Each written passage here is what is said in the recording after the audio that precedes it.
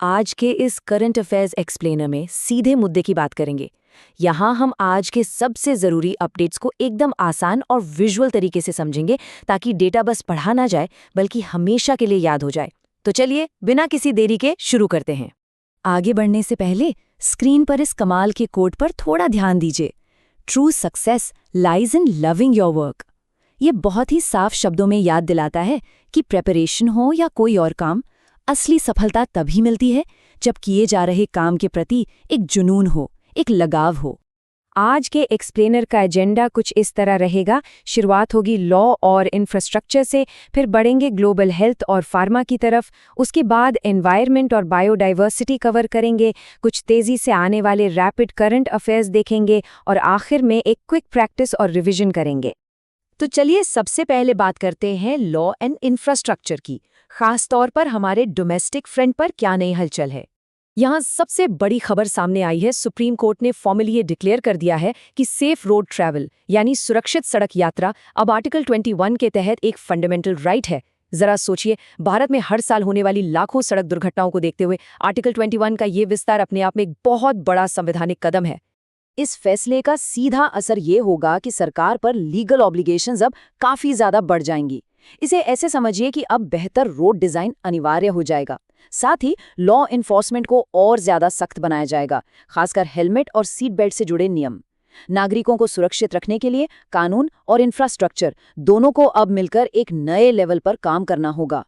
कानून से आगे बढ़कर अब फिजिकल इंफ्रास्ट्रक्चर की बात करते हैं। स्क्रीन पर दिख रहा ये नंबर 594 कोई आम आंकड़ा नहीं है। ये असल में उत्तर प्रदेश में बन रहे गंगा एक्सप्रेसवे की टोटल लंबाई दर्शाता है, पूरे 594 किलोमीटर्स।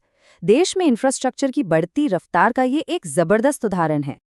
और ये एक्सप्रेसवे जुड़ता कहाँ से कहाँ तक है? ये मेरठ से शुरू होकर सीधे प्रयागराज तक जाता है। ये सिर्फ एक आम रास्ता नहीं बल्कि एक वाइटल आर्टरी बनने वाला है जो आने वाले वक्त में रीजनल लॉजिस्टिक्स, आर्थिक विकास और ओवरऑल कनेक्टिविटी को एक बेहद बड़ा बूस्ट देगा। अब इन फैक्ट्स को दिमाग में लॉक करने का एक आसान रिवीजन शॉर्टकट देखते हैं। आर्टिकल 21 को सीधे तौर पर लाइफ और रोड सेफ्टी के साथ जोड़ लीजिए। और गंगा एक्सप्रेसवे के लिए बस इतना ध्यान रखना काफ़ी है कि ये यूपी का सबसे लंबा एक्सप्रेसवे है जो मेरठ और प्रयागराज को जोड़ता है। ये छोटी छोटी ट्रिक्स एग्जाम के प्रेशर में सच में बहुत काम आती हैं। चलिए अब देश की सीमाओं से बाहर निकलते हैं और ग्लोबल हेल्थ एंड फार्मा में भारत के बढ़ते कदमों पर नजर डालते हैं। कॉर्पोरेट और फार्मा दुनिया में एक बेहद बड़ी डील सामने आई है। सन फार्मा ने ऑर्गेनोन एंड को का एक्विजिशन कर लिया है। स्क्रीन पर दी गई ये टेबल साफ दिखाती है कि ये एक शार्प स्ट्रैटेजिक मूव है। इसका असर ये होगा कि विमेंस हेल्थ और स्पेशलिटी ड्रग्स के सेक्टर में एक मैसिव एक्सपेंशन देखने को मिलेगा, जिससे ग्लोबल सप्लाई चेन पर भारत की पकड़ और भी मजबूत हो जाएगी। इस तरह के बड़े फाइनेंशियल डील्स और ग्लोबल एक्सपेंशंस आकर एक ही बात साबित करते हैं, भारत अनडिनाइबल रूप से फार्मेसी ऑफ द वर्ल्ड बन चुका है। जनरल स्टडीज पेपर 3 के इकोनॉमी हिस्से के लिए ये एक अनिवार्य पॉइंट है। ग्लोबल हेल्थ की बात चल ही रही है तो इस अहम नंबर 5 पर गौर करते हैं। ये नंबर वर्ल्ड हेल्थ ऑर्गेनाइजेशन यानी WHO द्वारा अप्रूव की गई एक नई मलेरिया ड्रग से जुड़ा है। ये दवा खास तौर पर उन इन्फेंट्स यानी शिशुओं के लिए मंजूर की गई है जिनका वजन ज़्यादा से ज़्यादा 5 किलोग्राम तक है।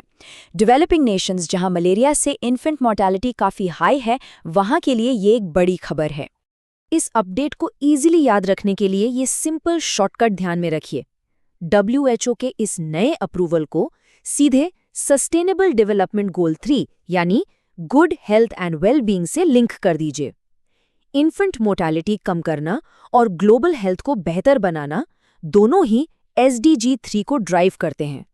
फार्मा से आगे बढ़ते हैं और अपने अगले भाग पर आते हैं जो सीधे हमारी प्लैनेटरी हेल्थ से जुड़ा है, एनवायरनमेंट एंड बायोडाइवर्सिटी।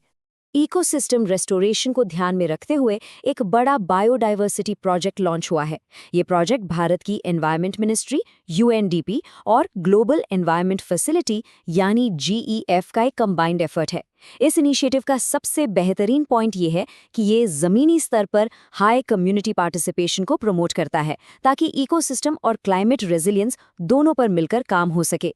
प्रीलिम्स के नज़रिए से इंटरनेशनल ऑर्गेनाइजेशंस को याद रखने का अल्टीमेट शॉर्टकट यही है। जब भी इन्वायरमेंट या बायोडाइवर्सिटी कंजर्वेशन में इंटरनेशनल कोऑपरेशन की बात आए तो यूएनडीपी और जीईएफ को एक साथ जोड़ लीजिए। ये दोनों मिलकर एक सॉलिड एनवायरनमेंट कॉम्बो बनाते हैं। वक्त आ गया है थोड़ी रफ्तार बढ़ाने का। अब बढ़ते हैं रैपिड करंट अफेयर्स की तरफ, जहां कुछ क्विक और हाई एनर्जी फैक्ट्स कवर करेंगे। स्पोर्ट्स और एंड्योरेंस की दुनिया में कुछ हैरान करने वाले रिकॉर्ड्स बने हैं। सेबेस्टियन सावे ने एक मॉन्यूमेंटल रिकॉर्ड बनाते हुए मैराथन को 2 घंटे से भी कम, सिर्फ 1 घंटा 59 मिनट और 30 सेकंड्स में पूरा कर लिया। इधर अभय सिंह ने अंडर 20 कैटेगरी में 200 मीटर स्प्रिंट का नया नेशनल रिकॉर्ड सेट किया है। रॉड्री क्वीजेरा ने टीसीएस वर्ल्ड 10K जीता और एक बेहद प्रेरित करने वाली खबर ये है कि कुछ दिव्यांग बच्चों ने माउंट एवरेस्ट बेस कैंप तक का ट्रैक सफलतापूर्वक पूरा किया है। कुछ और अहम अपडेट्स हैं जो छूटने नहीं चाहिए। मशहूर फोटो जर्नलिस्ट रघु राय का निधन हो गया है। संजय जामुआर को डीएमआईएल का पहला सीईओ बनाया गया है। कानूनी जगत में जस्टिस लीसा गिल आंध्र प्रदेश हाईकोर्ट की पहली महिला चीफ जस्टिस बनी हैं।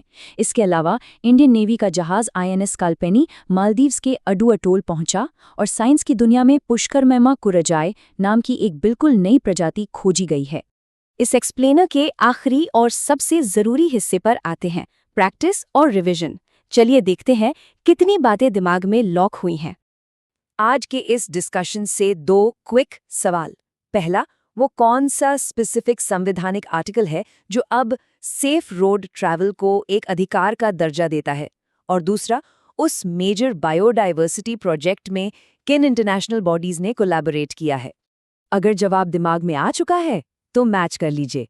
सेफ रोड ट्रैवल अब आर्टिकल 21 के नए फ्रेमवर्क का हिस्सा है और बायोडाइवर्सिटी इनिशिएटिव को ड्राइव करने वाले मेन इंटरनेशनल पार्टनर्स हैं यूएनडीपी और जीईएफ। इस एक्सप्लेनर को खत्म करने से पहले मेंस एग्जाम के नजरिए से एक गहरा सवाल छोड़कर जाते हैं। आर्टिकल 21 का दायरा लगातार बढ़ रहा है। इसे सेफ रोड ट्रैवल के संदर्भ में डिस्कस करना है।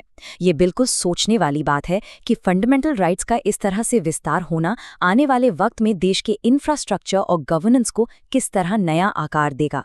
इस सवाल पर गहराई से विचार जरूर कीजिएगा। आज की चर्चा यहीं तक।